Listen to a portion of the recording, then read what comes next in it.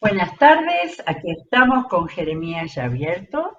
Nadie se le haya ocurrido que terminamos, falta todavía. Cada página que leemos del profeta Jeremías eh, es un nuevo descubrimiento, no porque todo el mensaje sea nuevo, porque ya hemos leído mucho mensaje del Señor pronunciando juicio, condena, alerta, ¿no es cierto?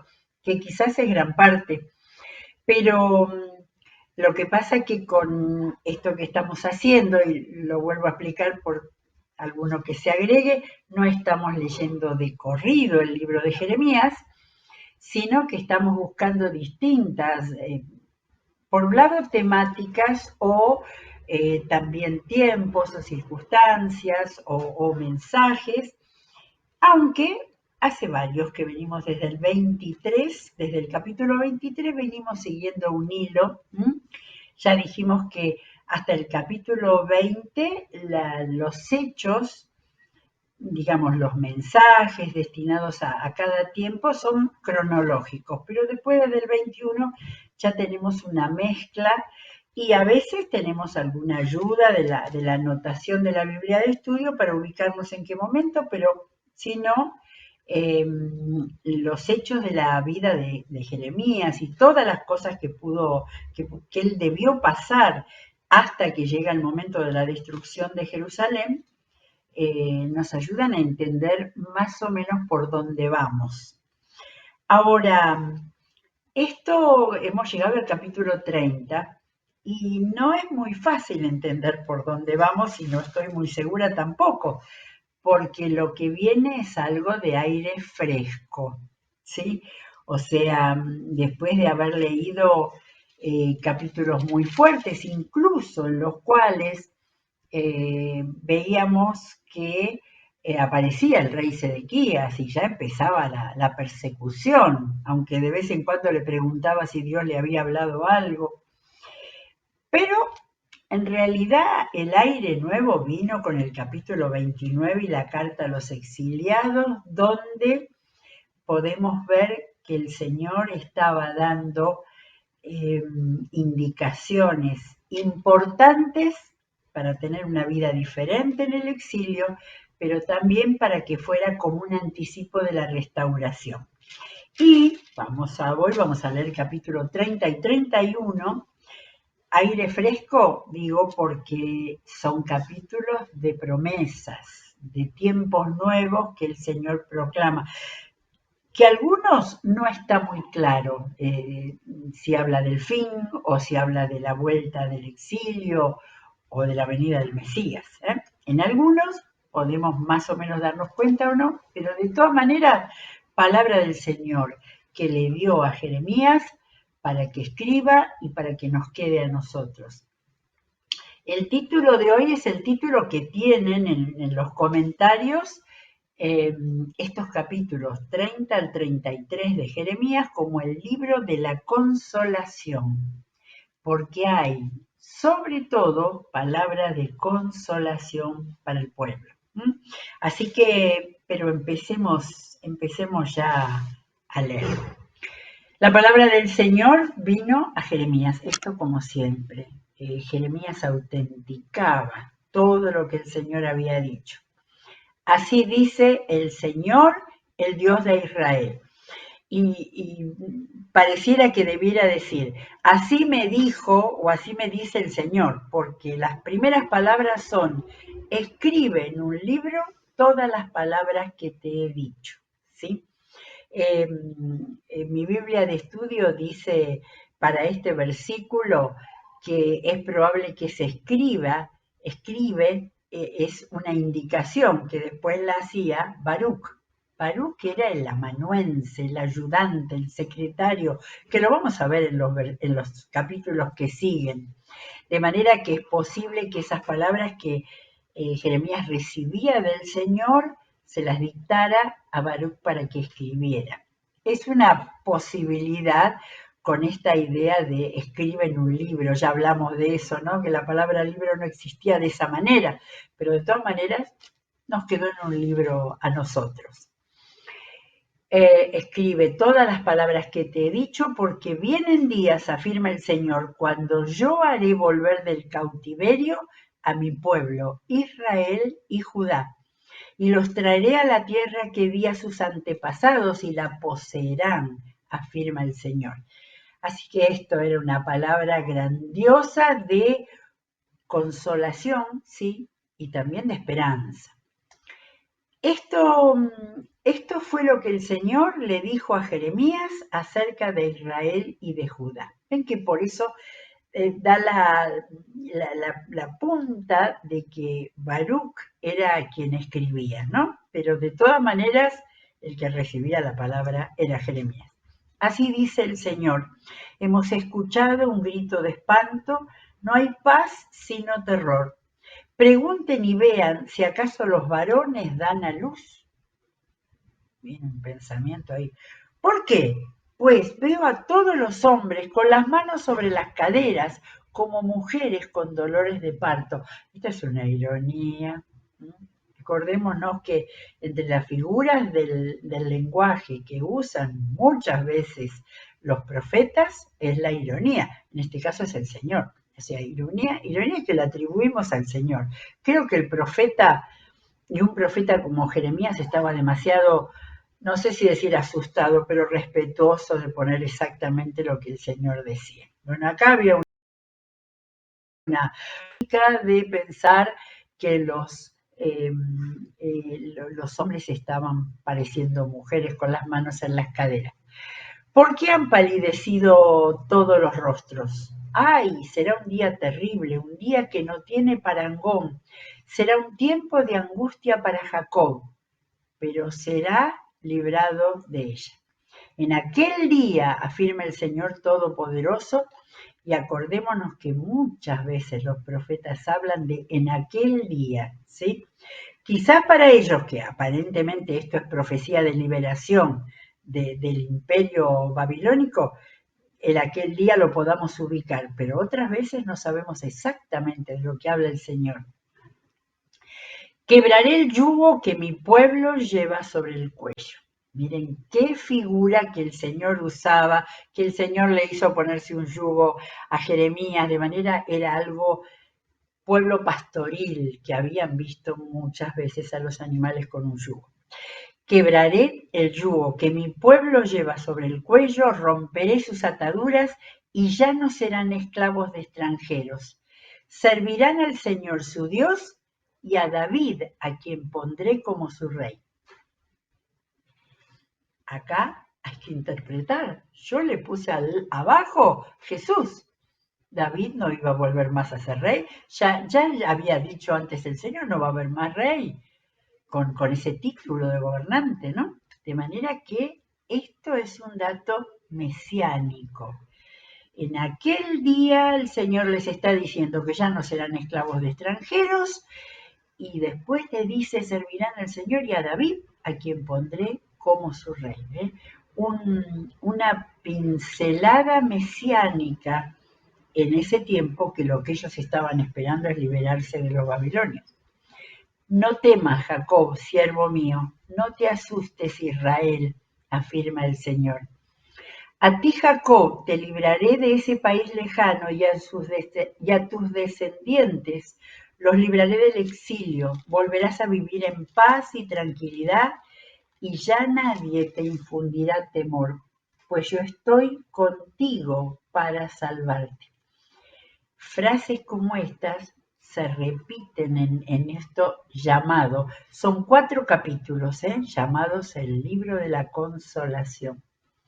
Destruiré por completo a todas las naciones entre las que te había dispersado. Y acá está hablando a Israel, y no sabemos si es a Israel todo su pueblo de la promesa, o si es al Israel del norte, que ya había sido destruido por los asirios. Pero a ti, dice, destruiré a todas las naciones entre las que te había dispersado, pero a ti no te destruiré del todo, sino que te castigaré con justicia. De ninguna manera quedarás impune. Acá el Dios justo parece el Padre que está cumpliendo con el juicio que había prometido, ¿no? Pero después no nos olvidemos que estamos en el libro de las consolaciones.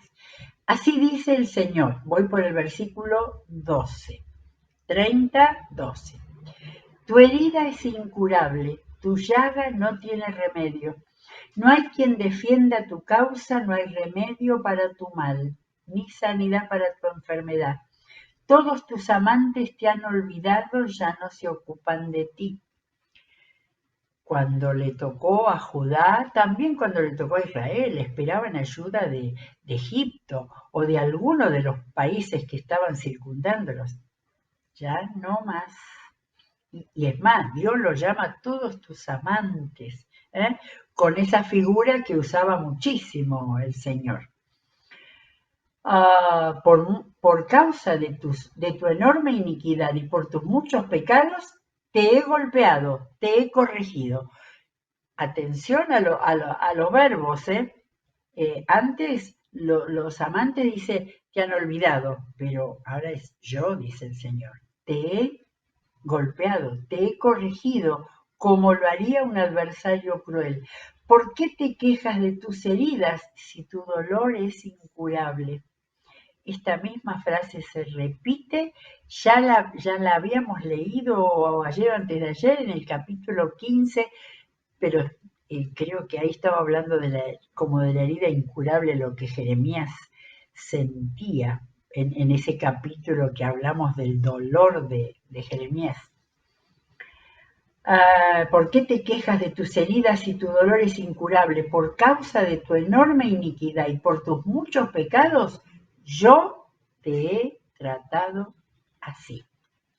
Tengo un espacio en mi Biblia que ha ido separando así como párrafos, porque ahora cambia el tono del Señor. Fíjense con el uso de la palabra todos.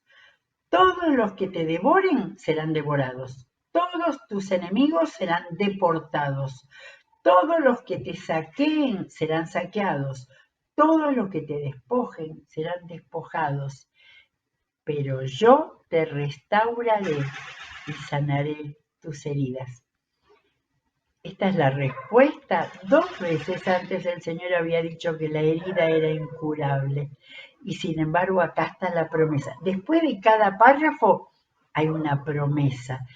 Antes, lo tengo todo subrayado, había dicho en el 11, porque yo estoy contigo para salvarte. Ahora en el 17 dice, pero yo te restauraré y sanaré tus heridas. Porque te han llamado la desechada, la pobre Sión, la que a nadie le importa. Ya no habla más de Israel, acá habla de Sión, que Sión es Judá. Así dice el Señor. Restauraré las fortunas de las carpas de Jacob. Acá parece ser todo el pueblo, ¿eh? Y tendré compasión de sus moradas. La ciudad resurgirá sobre sus ruinas y el palacio se asentará en un lugar debido. Surgirán de ellos cánticos de gratitud y gritos de alegría. Al fin aparece alegría en este libro. Multiplicaré su descendencia y no disminuirá. Los honraré y no serán menospreciados. Sus hijos volverán a ser como antes. Ante mí será restablecida su comunidad. Esta palabra se corresponde a asamblea. Pero castigaré a todos tus opresores. De entre ellos surgirá su líder. Uno de ellos será su gobernante. Yo le puse Jesús acá. Puede ser a la larga distancia que fuera Jesús, puede ser algún gobernante después del exilio. Lo acercaré hacia mí y él estará a mi lado, pues ¿quién arriesgaría su vida por acercarse a mí? Es interesante, por eso que uno nunca se cansa de leer libros de los profetas como estos. Hay el tono del Señor hablando, de repente con mucha dureza y de repente con ternura, porque está consolando, porque está ayudando a levantarse. ustedes serán mi pueblo y yo seré su Dios. Acá de nuevo, dos versículos como los otros dos que señalamos al final de un párrafo. Acá viene, esta frase ya la habíamos visto, lo tengo acá anotado en Jeremías 23. La tempestad del Señor ha estallado con furor. Una tempestad huracanada se ha desatado sobre los malvados.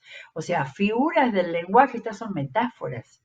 La guerra que iban a recibir sobre ellos era como una tempestad en los dos, o un huracán. La ardiente ira del Señor no pasará hasta que haya realizado del todo los propósitos de su corazón. Todo esto lo comprenderán ustedes al final de los tiempos. Qué impresionante. ¿De qué tiempos? Del tiempo en el cual el imperio babilónico se ha destruido por los medos persas, estas palabras de consuelo que estaban ahí, que lo que significaban era seguridad en el Señor y esperanza. Capítulo 31. El capítulo 30 es corto, el 31 es más largo. En aquel tiempo, fíjense que está conectado con el final de los tiempos, en aquel tiempo, afirma el Señor, seré el Dios de todas las familias de Israel y ellos serán mi pueblo. Así dice el Señor, el pueblo que escapó de la espada ha hallado gracia en el desierto. Israel va en busca de su reposo. Esto tiene una belleza poética muy grande. Tengo marcado que hay un pasaje, dice algo muy parecido en Isaías 6. Para quien anote Isaías 6, hay algo parecido en cuanto al reposo. El pueblo que escapó de la espada ha hallado gracia en el desierto. El desierto es la tierra más conocida porque Israel está toda llena de desierto. Israel va en busca de su reposo. Y esta frase está muy linda para aplicársela a personas, ¿no? Cuando uno siente que necesita reposo. Hace mucho tiempo se me apareció el Señor y me dijo, aparentemente esto es palabra de Jeremías, y acá viene lo del Señor, uno de los pasajes hermosos. Con amor eterno te he amado, por eso te sigo con fidelidad. Oh virginal Israel, te edificaré de nuevo, sí, serás reedificada. De nuevo tomarás panderetas y saldrás a bailar con alegría. Vuelve por segunda vez, en la otra página era que estaba la palabra alegría. Y fíjense que habla de virginal. Virginal aparece, otras veces aparece en Isaías, en Jeremías, pero habla de Israel acá. Dios añora al pueblo sin división, como había sido en algún momento. Volverás a plantar viñedos en las colinas de Samaria. Samaria al norte había sido arrasada por los asirios. Pero acá Dios está planteando un futuro en el cual todo Israel estuviera unido. Quienes los planten gozarán de sus frutos. Vendrá un día en que los centinelas gritarán por las colinas de Efraín, vengan, subamos a Sión, al monte del Señor nuestro Dios. Esta frase está tal cual en Miqueas 4:2. Interesante que está hablando de las colinas de Efraín. Y cuando veíamos con mapas, Efraín era la tribu que quedó justo en el centro y que era la base del Reino del Norte, era la zona más importante. Ahí estaban los lugares de adoración, Siquem, Silo, Gilgal. Vengan, subamos a Sión, o sea, desde las colinas de Efraín hasta el sur, porque Jerusalén estaba más al sur, al monte del Señor nuestro Dios. Así dice el Señor. Estamos en 31:7. Canten jubilosos en honor de Jacob. Griten de alegría por la mejor de las naciones. Miren la valoración del Señor sobre ese pueblo que le había dado tanto disgusto, tanto dolor, por la mejor de las naciones. Hagan oír sus alabanzas y clamen: salva, Señor, a tu pueblo, salva al remanente de Israel. Yo los traeré del país del norte, los reuniré de los confines de la tierra. Volverá una gran multitud. Entre ellos vendrán ciegos y cojos, embarazadas y parturientas. Entre llantos vendrán y entre consuelos los conduciré. Acá estaba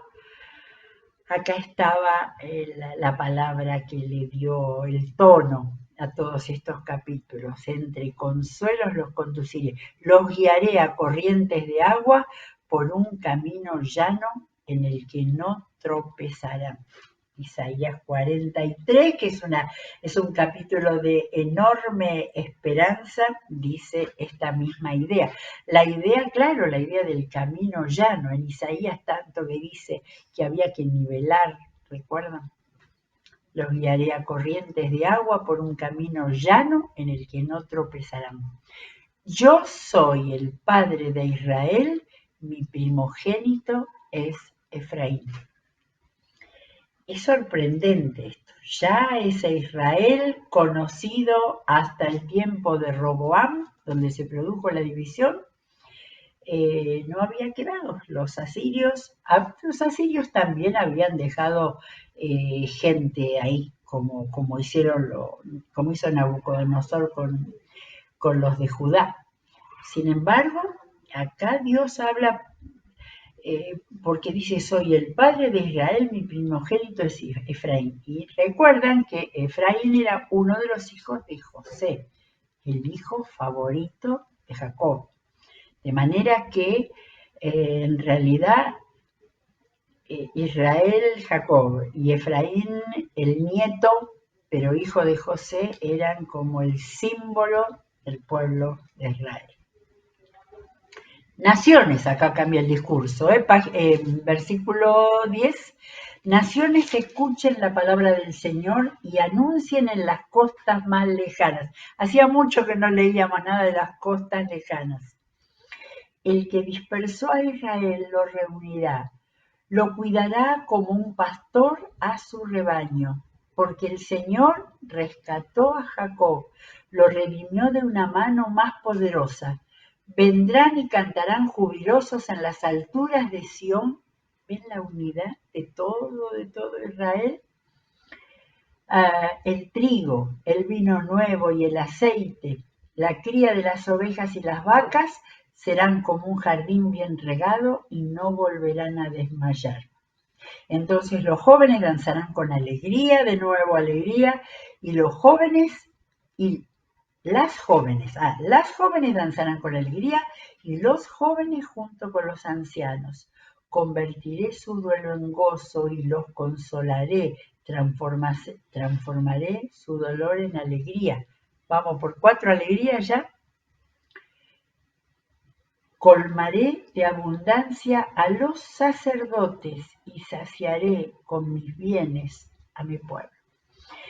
Estas promesas de abundancia de trigo, vino nuevo y aceite, era lo que después de Moisés, pero a Moisés le fue dado la primera promesa de la tierra de Canaán, que Dios los mandaba a conquistar. Fíjense a qué había llegado el pueblo de desobediencia total al Dios que los había elegido y creado, que Dios nuevamente tiene que volver a darle las mismas promesas, porque habían perdido todo, pero el Señor había perdonado y estaba en proceso de restauración. Esto no es solamente los profetas del Antiguo Testamento, textos que ya no nos interesan tanto. Estoy hablando de los lectores que lean solo el Nuevo Testamento. Pero esto es un ofrecimiento para toda persona que en este tiempo ha estado tan alejado de Dios, que tiene que leer esto para saber que Dios promete las mismas cosas que había prometido al principio, que fueron desechadas, y que Dios da nuevas oportunidades. De manera que todo el Antiguo Testamento tiene mensaje para el hombre de hoy de cualquier época, porque el pueblo y cada persona tienen los mismos pecados, la misma desobediencia, la misma lejanía de Dios. Y acá está Dios hablando y diciendo, yo los voy a restaurar. Así dice el Señor. Acá viene algo que nos deja medio difícil la interpretación. Así dice el Señor, se oye un grito en Ramá, lamentos y amargo llanto. Es Raquel que llora por sus hijos y no quiere ser consolada. Sus hijos ya no existen. Si recordamos, esta cita está en el Nuevo Testamento y la cita Mateo, que conocía bien la Biblia, porque la aplicaba a cuando Herodes mató a los primogénitos y José y María y Jesús tuvieron que escapar a Egipto. Y entonces Mateo dice, no lo busqué, pero como dice la escritura, esta Raquel, ¿quién es Raquel, no? Raquel era la esposa más amada de de Jacob. De las 2 esposas que tuvo, él amaba más a Raquel. Y Raquel fue la mamá de José y de Benjamín, el último, ¿no? Por eso el profeta recibe del Señor eso que en realidad es una figura, tomando del libro de Génesis, una figura como si Raquel fuera Israel, que ha perdido a sus hijos porque con el exilio habían perdido su lugar, su hogar, su identidad.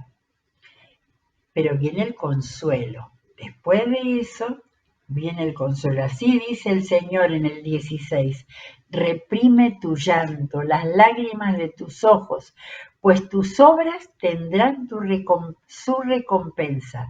Tus hijos volverán del país enemigo, afirma el Señor. Se vislumbra esperanza en tu futuro. Tus hijos volverán a su patria, afirma el Señor. De manera que del grito en Ramá por Raquel, la esposa de Jacob que lloraba a sus hijos, aquí está tomada esa figura para la situación de ellos en ese momento, para Israel, que en el 722 les cayó el imperio asirio y desaparecieron, y en el 586-87 vino Nabucodonosor a Judá, el reino del sur. Por cierto, sigue en el 18. Por cierto, he escuchado el lamento de Efraín. Sigue la línea de Efraín. Me has escarmentado como un ternero sin domar y he aceptado tu corrección. Así que ese es el lamento de Efraín, ese es el lamento de todo el pueblo de Israel. Me has escarmentado como un ternero sin domar y he aceptado tu corrección. Hazme volver y seré restaurado, porque tú, mi Dios, eres el Señor. Yo me aparté, pero me arrepentí. Al comprenderlo, me di golpes de pecho. Me siento avergonzado y humillado, porque cargo con el oprobio de mi juventud. Por favor, capítulo 31 del 10. No, son 2 versículos solos largos, 18 y 19, donde está un modelo de arrepentimiento de quien vuelve al Señor y que le podemos ayudar a que lo lea y entienda, de quien vuelve al Señor después de haber estado muy lejos, muy apartado, y entiende y dice, he aceptado tu corrección. Y miren la respuesta del Señor en el 20. ¿Acaso no es Efraín mi hijo amado? ¿Acaso no es mi niño preferido? ¿Sí? Y acá entendemos que está hablando de Israel, está hablando de su pueblo. Cada vez que lo reprendo, vuelvo a acordarme de él. Por él mi corazón se conmueve, por él siento mucha compasión. Qué tremendo. ¿Saben qué profeta tomó estas palabras también? Oseas 11:8, con un capítulo muy parecido, ¿no? Donde Oseas dice en el 3, yo fui, por parte del Señor, yo fui quien enseñó a caminar a Efraín, yo fui quien lo tomó de la mano, pero él no quiso reconocer que era yo quien lo sanaba. Y acá el famoso 4, versículo 4, lo atraje con cuerdas de ternura, lo atraje con lazos de amor. Y en el 8, como Dios angustiado, ¿cómo podría yo entregarte, Efraín? ¿Cómo podría abandonarte, Israel? Yo no podría entregarte como entregué a Admá. Yo no podría abandonarte como a Zeroboyim. Dentro de mí el corazón me da vuelcos y se me conmueven las entrañas. Oseas, lo busqué, pero ahora no me acuerdo mucho, pero no era del mismo tiempo no era del tiempo de Jeremías. Oseas había estado en el tiempo de la caída, hasta el tiempo de la caída de Israel, no era profeta para la caída de Judá. De manera que el Señor a un profeta de tiempo antes y a otro profeta les dice las mismas cosas y está diciendo que su amor es inagotable. Por él, dice, por mi niño preferido, estoy leyendo el 20, por él mi corazón se conmueve, por él siento mucha compasión. Las mismas palabras que en Oseas, más de 100 años antes. Ponte señales en el camino, coloca marcas por donde pasaste, fíjate bien en el sendero, palabras que también Isaías tenía en las palabras de Dios. Vuelve, virginal Israel, vuelve a tus ciudades. ¿Hasta cuándo andarás errante, hija infiel? El Señor creará algo nuevo en la tierra, la mujer regresará a su esposo. Así dice el Señor Todopoderoso, el Dios de Israel. Cuando yo cambie su suerte en la tierra de Judá y en sus ciudades, volverá a decirse, Monte Santo, morada de justicia, que el Señor te bendiga. Y esto es muy cercano a lo que dice Zacarías, que fue posterior. ¡Qué tremendo! Son maravillosos estos capítulos. Estamos leyendo 30, 31 de Jeremías, donde si estaba Baruch escribiendo lo que Jeremías le dictaba, debe haber dicho, el corazón del Señor es tan bueno, compasivo y misericordioso. Y así como antes hablaba aparentemente de todo Israel, esto último que dijo estaba hablando de la tierra de Judá. Allí habitarán, estoy en el 24, allí habitarán juntos Judá y todas sus ciudades, los agricultores y los pastores de rebaños. Daré de beber a los sedientos y saciaré a los que están agotados. En ese tiempo me desperté y abrí los ojos. Había tenido un sueño agradable.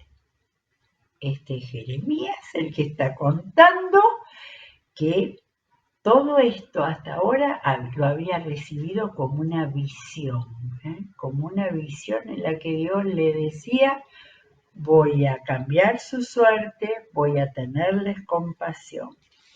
Pero sigue el capítulo 31, vienen días, afirma el Señor, en que con la simiente de hombres y de animales sembraré el pueblo de Israel y la tribu de Judá. Acá habla de juntos. Y así como he estado vigilándolos, miren estas palabras, para arrancar y derribar, para destruir y demoler y para traer calamidad, así también habré de vigilarlos para construir y plantar, afirma el Señor. Está acá repitiendo el mandato que le había dado a Jeremías en el primer capítulo. Es decir, el Señor le dijo a Jeremías, te mando a... Jeremías se habrá sentido un peso sobre su cabeza, pero ya leímos en el 29 que Dios le daba instrucciones de que los mande a construir, y ahora el Señor vuelve y dice, he estado vigilándolos. El Señor siempre en control, aún en los tiempos de castigo, en los tiempos malos. El 29, creo que, a ver, vamos a poder terminar. Falta. Vamos a leer un poco más y después seguimos. En aquellos días no volverá a decirse, aquí hay un nuevo tema. Los padres comieron uvas agrias y a los hijos se les destemplaron los dientes. Es lo que Reina Valera dice, el agraz. Son las uvas agrias. Los padres hicieron algo y a los hijos tuvieron la recompensa. Al contrario, al que coma uvas agrias se le destemplarán los dientes, es decir, que cada uno morirá por su propia iniquidad. Estaba acá el Señor levantando un castigo de generaciones, ¿no? Vienen días, afirma el Señor, en que haré un nuevo pacto con el pueblo de Israel y con la tribu de Judá. No será un pacto como el que hice con sus antepasados el día en que los tomé de la mano y los saqué de Egipto, ya que ellos lo quebrantaron a pesar de que yo era su esposo. El Señor da por terminado el pacto antiguo. Miren la metáfora, Dios Padre tomando de la mano a su hijo Israel.